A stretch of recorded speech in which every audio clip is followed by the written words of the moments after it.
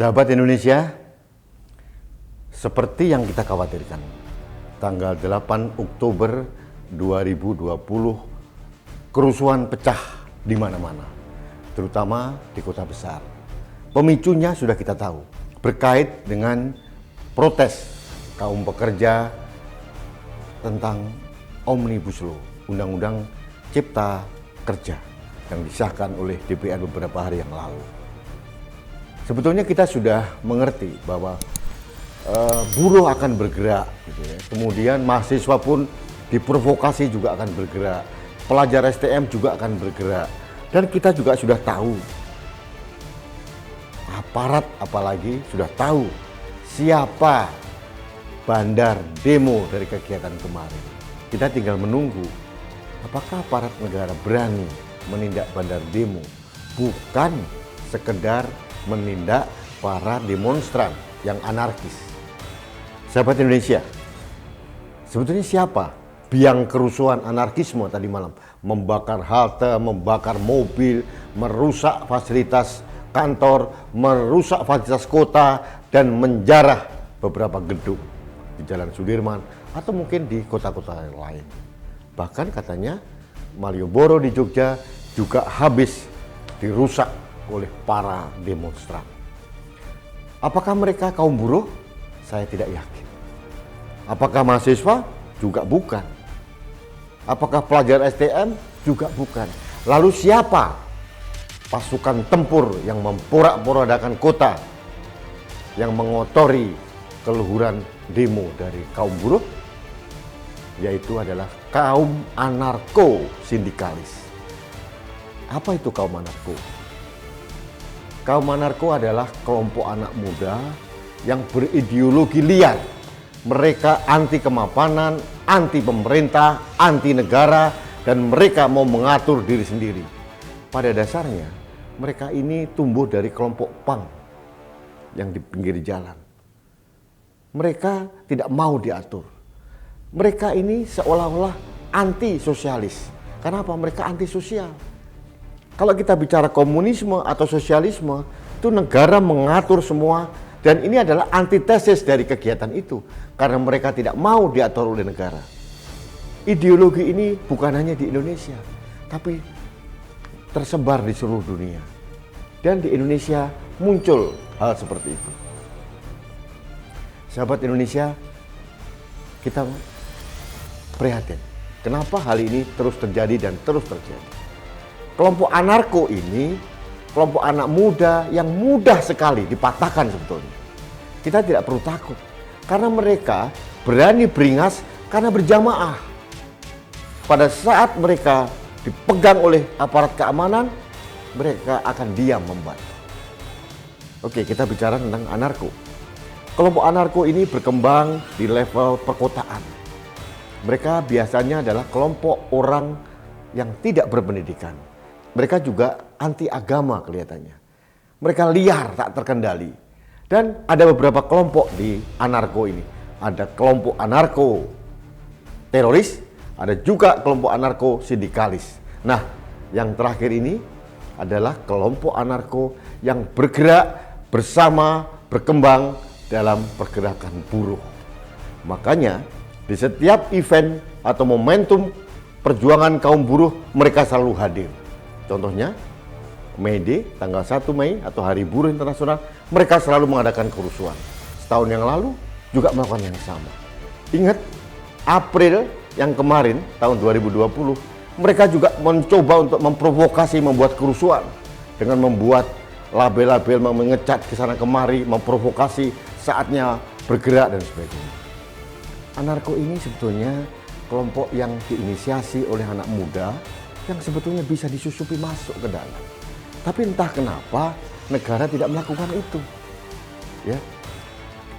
Anak-anak ini sebetulnya adalah produk dari anak-anak muda yang tidak terjamah oleh pelukan harmonisasi keluarga. Dan sayangnya negara juga abai, tidak memperdulikan mereka, sehingga mereka begitu liar, tak terkendali. Mereka adalah pasukan tempur di setiap demonstrasi yang membutuhkan aksen anarkisme. Kenapa? Mereka tidak berpikir panjang. Mereka tidak peduli dengan isu yang diperjuangkan. Mereka hanya peduli mencari panggung untuk membuat kerusuhan. Itulah kelompok anarko. Dan kelompok anarko sindikalis ini sangat eksis di berbagai kota. Mereka menyusup di serikat pekerja, di kaum buruh, mereka menyusup di organisasi kemahasiswaan, dan mereka menyusup di mana-mana. Dan kelompok ini terjalin oleh suatu ikatan ideologi kesamaan sikap, yaitu apa? Anti kemapanan dan anti pemerintah. Makanya apapun simbol pemerintah, mereka akan lawan. Mereka tidak peduli karena mereka tidak mau diatur. Nah, pada saat demo yang seperti kemarin, kesempatan mereka dapat panggung terbuka dan mereka merusak segala macam. Mereka tidak takut mati. Kenapa? Mereka adalah orang-orang yang tipis sekali imannya. Tapi satu hal, sahabat Indonesia ya, kalau para aparat negara, termasuk kepala daerah, mengerti konstelasi pergerakan demonstrasi seperti kemarin, harusnya mereka tidak terlalu takut. Karena apa? Kaum buruh yang bergerak di depan itu hanya di lapisan depan. Mahasiswa hanya kelompok lapisan depan. Nah, pada saat ini mulai bergerak liar, nah kelompok anarko ini mengambil alih untuk melakukan anarkisme. Jadi artinya kelompok demo ini tidak murni dari perjuangan kaum buruh. Jadi kenapa harus ditakutkan? Tumpas saja mereka, tangkap aja mereka, tapi jangan diakomodasi kepentingannya. Di sisi ini saya menyesalkan seorang Ridwan Kamil yang begitu mudah takut oleh tuntutan para demonstran. Ridwan Kamil tidak etis. Dia begitu mudah membuat surat kepada presiden untuk membatalkan undang-undang cipta kerja. Ini tidak etis. Hanya karena apa? Tekanan kaum buruh. Begitu ditanya dia bilang, saya hanya menyalurkan. Tapi kalau kita membaca kata demi kata dalam suratnya Ridwan Kamil kepada presiden, itu jelas-jelas dikatakan pemerintah Jawa Barat menolak. Nah, ini bahaya.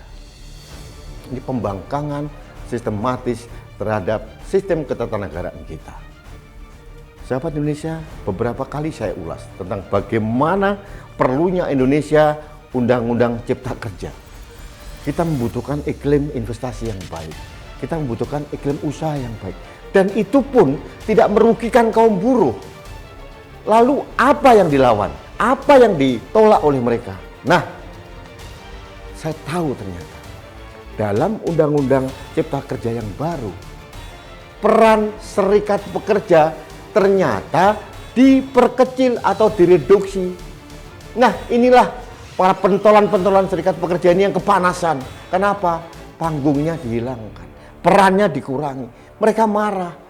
Tidak ada satu kata pun, satu pasal pun di dalam Undang-Undang Cipta Kerja yang merugikan kaum buruh. Justru ini akan membuka peluang pekerjaan baru, para pekerja baru yang rata-rata uneducated di Indonesia. Jadi kita sudah tahu konstelasinya.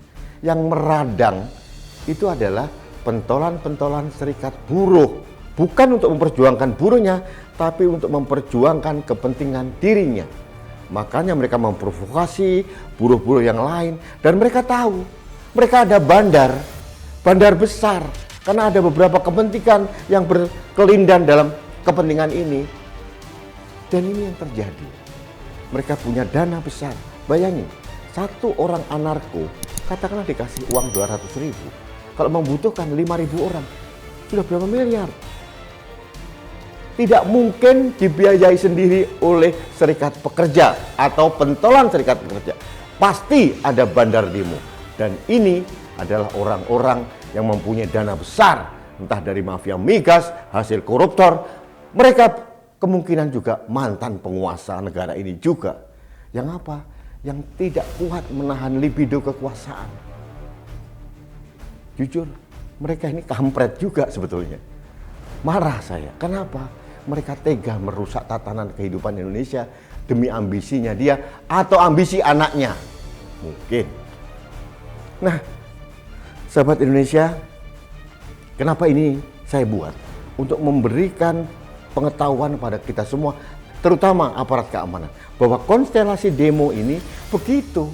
Yang merusak itu bukan kaum buruh, bukan mahasiswa, tapi kaum anarko yang digunakan untuk melakukan anarkisme. Mereka adalah pasukan tempur. Mereka begitu militan. Sebetulnya mudah sekali dipatahkan. Pada saat komandan lapangnya dipegang, kemudian pada saat kekuatan mereka dipecah ke sana ke sini, mereka akan takut. Dan mereka pada saat dicokok oleh petugas keamanan, ditanya polisi atau wartawan, mereka gelagapan kayak tikus kecemplung got. Kenapa? Memang mereka tidak tahu apa-apa. Mereka hanya ingin berteriak, mereka hanya pengen eksis, dan mereka hanya pengen merusak. Saran saya kepada aparat negara, yang pertama adalah tindak tegas kaum anarko. Setelah itu dibina mereka. Ya, penindakan tegas adalah untuk menimbulkan efek jerah. Yang kedua, apapun terjadi ini tugas bangsa. Harus kita bina secara sistematis supaya ideologi anarkisme dalam otaknya itu tercerabut. Ini tugas kita. Yang kedua, tolong Bapak aparat keamanan, badan intelijen, kepolisian, tentara, beranilah bersikap untuk melindungi negara dengan memotong kepentingan kaum bandar demo ini. Masa nggak berani ditangkap sih Pak? Saya aja tahu, apalagi Anda. Pasti aparat intelijen tahu persis siapa si A, si B, si C yang mendanai demo ini. Siapa yang memprovokasi demo ini. Masa nggak bisa ditangkap sih? Masa hanya berhenti pada kaum anarki sekitar 100 orang yang diadili sepihak, berapa bulan keluar lagi. Itu hanya membuat api itu padam sesaat. Semu nanti akan muncul lagi. Kenapa? Otak atau aktor intelektualnya atau bandar demonya tidak terjamah. Ini kan bahaya. Kapan negeri ini mau aman? Ya, mereka bukan menyampaikan aspirasi rakyat, aspirasi dirinya sendiri dengan menggunakan anak-anak muda ini, anak-anak muda yang kehilangan kendali untuk bergerak merusak Indonesia di berbagai kota. Dan konyolnya, kadang-kadang aliansi BEM ini juga terpengaruh. Karena apa? BEM sendiri juga tidak murni. Ada susupan dari partai-partai. Partai yang mana? Kita sudah melihat kan, partai mana yang menolak Undang-Undang Cipta Kerja. Sudah tahu kan? Hanya ada dua. Demokrat dan PKS. Dicari aja dari dua partai. Siapa yang menyusup ke BEM, yang memprovokasi anak-anak mahasiswa untuk bergerak. Apa kepentingan mahasiswa dalam Undang-Undang Cipta Kerja ini? Justru kalau otaknya mahasiswa ini jalan, Undang-Undang Cipta Kerja ini adalah membantu mereka. Pada saat mereka lulus, begitu banyak lapangan kerja untuk mereka sebetulnya. Tapi karena sudah otaknya dicuci oleh partai-partai ini dengan ideologi-ideologi yang ngawur ini, mereka bergerak tanpa arah. Seolah-olah membela negara, membela rakyat. Pret! Sahabat Indonesia, inilah Indonesia, negara kita yang kita cintai. Kita harus bergerak melawan ketidakadilan, bergerak melawan apapun yang harus kita lawan. Kita jangan menyerah, kita jangan kalah oleh gerakan kaum anarko yang dibiayai oleh bandar demo. Kita mendorong aparat keamanan untuk berani, untuk melindungi konstitusi, bukan untuk melindungi diri sendiri. Demikian sahabat Indonesia, opini saya. Jangan lupa like and subscribe Kanal TV Anak Bangsa. Sampai ketemu lagi di opini Rudi berikutnya. Sampai jumpa.